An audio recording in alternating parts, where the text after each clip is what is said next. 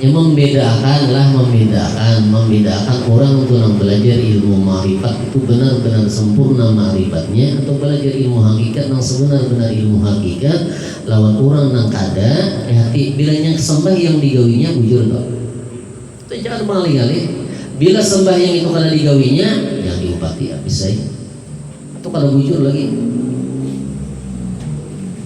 Biar harap urusan Al-Qur'an. Kemudian hadis hafalnya. Coba lihat iblis itu jangan dianggap remeh ya. Iblis jangan dianggap remeh. Iblis itu adalah orang yang sangat kuat ma'rifatnya kepada Allah Subhanahu wa taala. Sebelum dia dicap sebagai iblis, dia adalah pemimpin seluruh malaikat-malaikat yang ada di seluruh alam dunia dan akhirat. Itu pemimpinnya. Kesalahan iblis itu cuma sebuting aja. Kalau sembahyang kalau disangka sembahyang, asalnya kan ada kalau tuh marifat siapa? Karena lawan Allah yang pemimpin dari segala malaikat. Kesalahannya cuma sebuting. Apa kesalahannya? Usjud li Adam. Sujud bagi Nabi Adam itu cuma kesalahan sebuting. Aba wastakbara wa kana minal kafirin. Enggan kada hakunnya nih mengerja perintah Allah Subhanahu wa taala yang disuruh sujud itu tadi.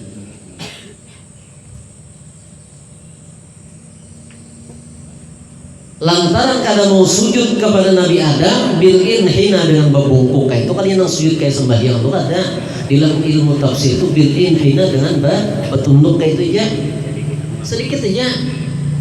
Perintah siapa? Memerintah Allah. Ada hakun. Bahkan menjawab lagi ana khairun minhu. Aku lebih baik daripada Nabi Adam. Pian maulahnya mintin wa khalaqtani min nar. Pian maulahnya dari tanah sedangkan ulun dicipta dari yang namanya api. Lantaran kayak itu aja akhirnya apa? Nah, dikutuk dilaknat oleh Allah Subhanahu wa taala. Lalu akhirnya jadilah iblis laknatullah. Seperti itu juga kesalahannya. Sembahyang siapa? Memerintah Allah. Lalu orang yang belajar ilmu ma'rifat ini tadi tahu bahwa itulah perintahnya Allah Subhanahu wa taala kada digawinya. Ini kada jauh beda lawan iblis tadi. Karena padahal iblis hari kiranya.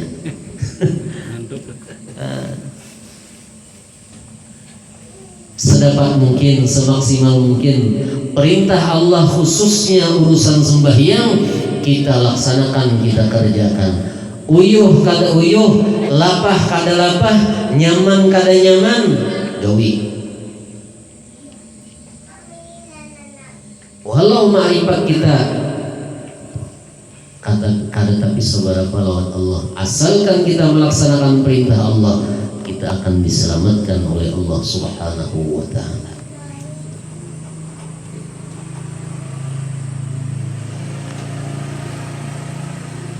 Jadi mencari kemanisan di dalam beribadah itu hukumnya riya.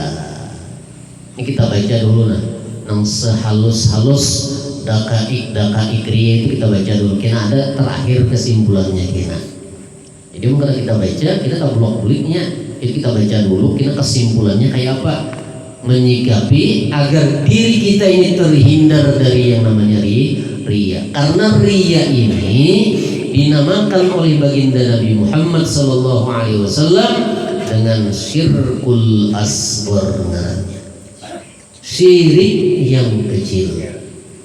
Bujur hanya syirik kecil tetapi tetap pengaruhnya syirik. Buka yang di dalam kitab Al-Kabair. Jadi kitab Al-Kabair kurang lebih kayak jempol ulun dan tebalnya. Jadi di dalam kitab Al-Kabair itu urutan yang pertama dosa besar terhadap Allah Subhanahu wa taala adalah asyirku billah, syirik kepada Allah, menduakan Allah Subhanahu wa taala. Nah, syirik dibagi dua, ada syirik akbar, ada syirik asgar. Ada juga yang membagi syirik jali dan syirik khafi. Sama aja maksudnya, sambetannya aja nomor lain. Syirik jali jelas kita menduakan Allah. Syirik khafi yang tersembunyi, yang mencari kemanisan tadi kan tersembunyi itu. Sedikit dari umat Nabi Muhammad yang mengetahui bahwa itu adalah nilainya syirik. Berkata sahibul wasiyah, riya atau pamer bagaikan bisa ataupun racun yang bisa membunuh manusia dan dapat melebur pahala. Kita kan mengharap dapat pahala. Sekalinya orang yang mencari kemanisan di dalam beramal ibadah itu, pahalanya jangan diharap kena. Kada bakalan ada, hancur, lebur. Seandainya ada orang yang masih lemah atau orang awam dan kuat menjalankan ibadah malam dikarenakan ibadahnya tersebut, mereka berprasangka semua orang atau masyarakat akan hormat padanya. Padahal seandainya dia tidak mengejar kehormatan di mata orang, dia tidak melakukan ibadah malam tersebut, apalagi membiasakan ibadah malam murni atau ikhlas karena Allah, jelas berat baginya. Tuh kita sembahyang malam tuh, tujuan kita jadi kuat tuh, jadi tabangun malam tuh nah. Menggawi sembahyang malam tuh apa motivasi kita, dorongan kita, niatan kita. Kebanyakan orang minta hormati di mata masyarakat, di mata manusia. Apabila niatnya kayak itu, sudah ada harapan. Ada ikhlas ngarannya tuh. Artinya riya masih.